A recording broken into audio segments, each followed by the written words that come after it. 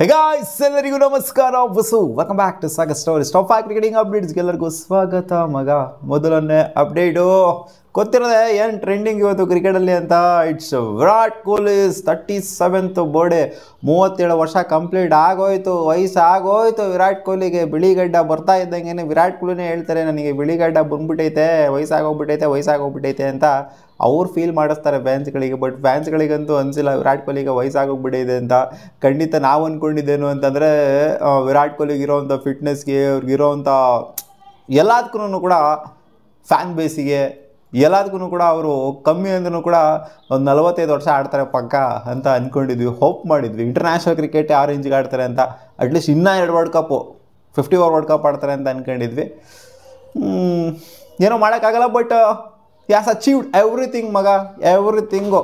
ಆ ಒಂದು ಟೆಸ್ಟ್ ಮ್ಯಾಚಿಂದ ಹಿಡ್ಕೊಂಡು ಎಲ್ಲದರಿಂದ ಹಿಡ್ಕೊಂಡು IPL ಟ್ರೋಫಿವರೆಗೂ ಕೂಡ ಎಲ್ಲ ಥರ ವರ್ಲ್ಡ್ ಕಪ್ಗಳು ನೋಡ್ಬಿಟ್ಟಿದ್ದಾರೆ, ಎಲ್ಲ ಥರ ಟ್ರೋಫೀಸ್ಗಳು ನೋಡ್ಬಿಟ್ಟಿದ್ದಾರೆ. ಇನ್ನೇನು ಅಚೀವ್ ಮಾಡಬೇಕು ವಿರಾಟ್ ಕೊಹ್ಲಿನ ಥರ ಇದೆ ಅಷ್ಟೇ. ಅಪ್ಡೇಟ್ ನಂಬರ್ 2, ಹಾರಿಸ್ ರೋಫ್ನ 2 ಮ್ಯಾಚು ಬ್ಯಾನ್ ಮಾಡಲಾಗಿದೆಯಂತೆ. ಬರ್ತಾ ಇರುವಂಥ ಸೌತ್ ಆಫ್ರಿಕಾ ಅಗೇನ್ಸ್ಟ್ ಇರುವಂಥ ODI ಸೀರೀಸಲ್ಲಿ 2 ಮ್ಯಾಚು ಬ್ಯಾನ್ ಮಾಡಿದರೆ ICC ಅವರು. ಏನಕ್ಕೆ ಅಂತಂದರೆ ಏಷ್ಯಾ ಕಪ್ಪಲ್ಲಿ ಇವರು ನಡ್ಕೊಂಡಂಥ ರೀತಿ ಏನಿದೆ ಅದು ಸರಿ ಬರಲಿಲ್ಲ. ಗ್ರೂಪ್ ಸ್ಟೇಜ್ನ 2 ಮ್ಯಾಚಲ್ಲಿ ಇವರಿಗೆ ಡಿಮೆರಿಟ್ ಪಾಯಿಂಟ್ ಸಿಕ್ಕಿತ್ತು, ಜೊತೆಗೆ ಫೈನಲ್ನು ಇನ್ಕ್ಲೂಡ್ ಮಾಡ್ತು ಅಂತಂದರೆ ಟೋಟಲ್ ಆಗಿ 3 ಮ್ಯಾಚಲ್ಲಿ ಇವರಿಗೆ ಡಿಮೆರಿಟ್ ಪಾಯಿಂಟು, ಜೊತೆಗೆ 30% ಆಫ್ ದ ಮ್ಯಾಚ್ ಫೀಸ್ನ ಫೈನ್ ಆಗಿ ಹಾಕಿದ್ರಿಂದ ಇವರಿಗೆ 3 ಡಿಮೆರಿಟ್ ಪಾಯಿಂಟ್ ಬಿದ್ದಿದ್ದರಿಂದ ಇವಾಗ ಇವ್ರನ್ನ 2 ಮ್ಯಾಚಿಂದ 2 ODI ಮ್ಯಾಚಿಂದ ಬ್ಯಾನ್ ಮಾಡಲಾಗಿದೆ. ನಿಗ್ರಾಡಿದ್ಕೆ ಬೆಲೆ ತಟ್ಟವ್ರು ಅಷ್ಟೇ.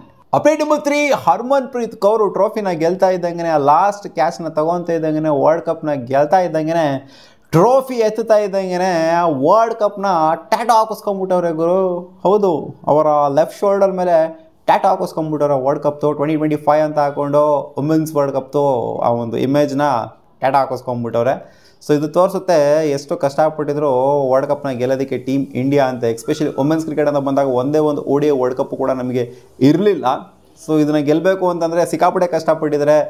ಇವ್ರು ಮಾತ್ರ ಅಂತಲ್ಲ, ಮಿತಾಲಿ ರಾಜ್ ಆಗಿರ್ಬೋದು, ಜುಲಾನ್ ಗೋಸ್ವಾಮಿ ಆಗಿರ್ಬೋದು, ವರ್ಷಾನ್ಗಟ್ಟಲೆ ಕಷ್ಟಪಟ್ಟಿದ್ದಾರೆ. ಹೌದು, ಇವರು ಕೂಡ ಕಷ್ಟಪಟ್ಟಿದ್ರು, ಇಲ್ಲ ಅಂತಲ್ಲ. ಒಂಥರ ಎಲ್ಲರ ಡ್ರೀಮು ಇವಾಗ. ಇವರೊಬ್ಬರು ಡ್ರೀಮ್ ಮಾತ್ರ ಅಲ್ಲ, ಮಿತಾಲಿ ರಾಜ್, ಜುಲಾನ್ ಗೋಸ್ವಾಮಿ, ಇನ್ನು ಹಲವಾರು ವುಮೆನ್ಸ್ ಕ್ರಿಕೆಟರ್ಸ್ ಏನೇನು ಹಿಂದೆ ಕಷ್ಟಪಟ್ಟಿದ್ರು ಅವರೆಲ್ಲರ ಡ್ರೀಮ್ನ ತೊಗೊಂಬಂದು ಇವರು ಫುಲ್ಫಿಲ್ ಮಾಡಿದ್ರಿಂದ ಈ ಟ್ಯಾಟೋ ಹಾಕಿಸ್ಕೊಬೇಕಾಗಿದ್ದೇನೆ. ಆ್ಯಂಡ್ ಅದು ಲೈಫ್ ಲಾಂಗ್ ಇರುತ್ತೆ ಗುರು. ನಜ್ಜಿ ಇವ್ರು ಟ್ಯಾಟೋ ಹಾಕಿಸ್ಕೊಳ್ಳೇಬೇಕಾಗಿಲ್ಲ, ಹರ್ಮನ್ಪ್ರೀತ್ ಕೌರ್ ಅನ್ನೋದನ್ನೇ ಲೈಫ್ ಲಾಂಗ್ ಇರುತ್ತೆ. ಅಪ್ಡೇಟ್ ನಂಬರ್ 4, ದ 100 ಲೀಗಲ್ಲಿ ಇವಾಗ ರೀನೇಮ್ ಆಗಿದೆ ಫ್ರಾಂಚೈಸಿ. ಗೊತ್ತಿರೋದೇ ಎಲ್ಲ ಶೇರ್ಸ್ಗಳನ್ನ ಬೈ ಮಾಡಿರೋದು ಹೋಗ್ಬಿಟ್ಟು ಇಂಡಿಯನ್ ಫ್ರಾಂಚೈಸ್ಗಳು ಅಲ್ಲಿ 100 ಲೀಗಲ್ಲಿ. ಯಾಕಂದರೆ ಅವರು ನಮ್ಗೆ ಆಯ್ತಾ ಇಲ್ಲ ಗುರು, ನೀವು ತಗೊಳ್ರಿ ಗುರು ಅಂತ ಕಾಲಿಟ್ಕೊಳಕ್ಕೆ ಬಂದಿದ್ರು IPL ಫ್ರಾಂಚೈಸಿಗಳ ಹತ್ರ. ಕೆಲವು IPL ಫ್ರಾಂಚೈಸಿಗಳು ಹೋಗ್ಬಿಟ್ಟು ಅಲ್ಲಿ ಶೇರ್ಸ್ನ ಬೈ ಮಾಡಿದರೆ, ಆದ್ದರಿಂದ ಇವಾಗ ಫ್ರಾಂಚೈಸಿಗಳು ರೀನೇಮಿಂಗ್ ಪೊಸಿಷನಿಗೆ ಬಂದು ಕೂತಿದ್ದಾವೆ. ಯಾಕಂದರೆ ಈ ಥರ ರೀನೇಮ್ ಆಯಿತು ಅಂತಂದರೆ IPL ಫ್ರಾಂಚೈಸಿಗಳ ನೇಮ್ ಬಂತು ಅಂದರೆ ಅವರು ಕೂಡ ಅಲ್ಲಿ ಪ್ಲಸ್ ಪಾಯಿಂಟ್ ಆಗುತ್ತೆ, ವ್ಯೂವರ್ಶಿಪ್ಪು ಜಾಸ್ತಿ ಆಗುತ್ತೆ.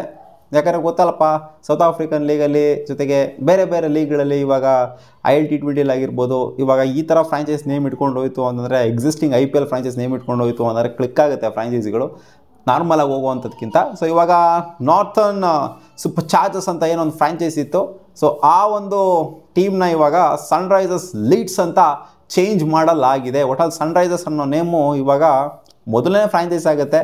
IPLಯಿಂದ ಹೋಗ್ಬಿಟ್ಟು ಇದು 100 ಲೀಗಲ್ಲಿ IPL ಫ್ರಾಂಚೈಸ್ನ ಹೆಸರು ಹಾಕೋದಕ್ಕೆ Sunrisers Hyderabad. Update number 5, Suryakumar Yadav ಅವ್ರು ಕೇಳ್ತವ್ರೆ AB ಡಿವಿಲಿಯರ್ಸ್ ಅವ್ರಿಗೆ, ನಾನು ನೆಕ್ಸ್ಟ್ ಟೈಮ್ ಏನಾದ್ರು AB ಡಿವಿಲಿಯರ್ಸ್ ಸಿಕ್ಕಿದ್ರು ಅಂತ ಇದನ್ನು ಕೇಳಲೇಬೇಕು. ಯಾಕಂದರೆ ಸಿಕ್ಕಾಪಟ್ಟೆ ಇಂಪಾರ್ಟೆಂಟ್. ನಾ ಬರುವಂಥ 2-3 ವರ್ಷ ಏನಿದೆ ನನಗೆ ಕ್ರಿಕೆಟ್ ಅಂತ ಅಂದರೆ ಇಂಟರ್ನ್ಯಾಷನಲ್ ಕೆರಿಯರ್ ಅಂತ ಬಂದಾಗ ಸಿಕ್ಕಾಪಟ್ಟೆ ಇಂಪಾರ್ಟೆಂಟ್ ಇಯರ್ಸು. ಯಾಕಂದರೆ ನಾನು ಕೂಡ ಆಡಬೇಕು 2027 ವರ್ಲ್ಡ್ ಕಪ್ನ ಅಂತ ಅನ್ಕೊತಾ ಇದ್ದೀನಿ. ಆದ್ದರಿಂದ ನಾನು ಕೇಳಬೇಕು AB ಡಿವಿಲಿಯರ್ಸ್ ಹತ್ರ ಹೆಂಗೆ ಮ್ಯಾನೇಜ್ ಮಾಡ್ತಾಯಿದ್ರಿ, T20s ಹೆಂಗೆ ಮ್ಯಾನೇಜ್ ಮಾಡಿದ್ರಿ, ODIsನ ಹೆಂಗೆ ಮ್ಯಾನೇಜ್ ಮಾಡಿದ್ರಿ. ನಾನು T20s ODIs ಒಂಥರ ಡಿಫ್ರಾನ್ಷಿಯೇಟೇ ಮಾಡೋದಕ್ಕೆ ಬರೋದಿಲ್ಲ, ಎರಡೂ ಒಂಥರ ಸಿಮಿಲರ್ ಆಗಿಯೇ ಆಡ್ತಾಯಿದ್ದೀನಿ. ಬಟ್ ABD ಅಂತ ಬಂದಾಗ ಎಲ್ಲ ಫಾರ್ಮೇಟ್ ಅಕ್ರಾಸ್ ಆಲ್ ಫಾರ್ಮೇಟ್ಸು, ಟೆಸ್ಟ್ ತಗೊಳ್ಳಿ, ODI ತಗೊಳ್ಳಿ, T20s ತಗೊಳ್ಳಿ, ಎಲ್ಲ ಫಾರ್ಮೇಟ್ಸಲ್ಲೂ ಕ್ಲಾಸ್ ಪ್ಲೇಯರು ABD.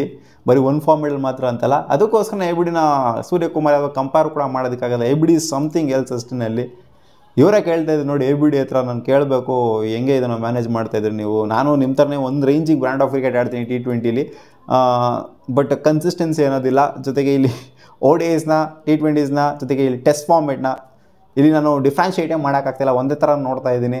ಏನು ಮಾಡಬೇಕು ಅನ್ನೋದನ್ನ ಅವರು ಕೇಳಿದರೆ, ಇನ್ ಕೇಸ್ ಏನಾದ್ರು ಈ ಒಂದು ಇನ್ಫಾರ್ಮೇಷನು, ಈ ಒಂದು ಕ್ವೆಶನು ನಿಮ್ಗೇನಾದ್ರು ಬಂತು ಅಂದರೆ ನನಗೆ ರೀಚ್ ಔಟ್ ಮಾಡಿ ABD ಅಂತ ಅವರು ರಿಕ್ವೆಸ್ಟ್ ಕೂಡ ಮಾಡಿದ್ದಾರೆ ಎ ಬಿ ಡಿನ. ಸೊ ನೋಡೋಣ ಏನು ಹೇಳ್ಕೊಂಡು ಕೊಡ್ತಾರೆ ಎ ಬಿ ಡಿ ಸೂರ್ಯಕುಮಾರ್ ಯಾದವ್ಗೆ ಅಂತ. ಮತ್ತೆ ಸಿಗೋಣ ಮುಂದಿನ ವಿಡಿಯೋದಲ್ಲಿ ಗಾಯ್ಸ್. ಬಾ.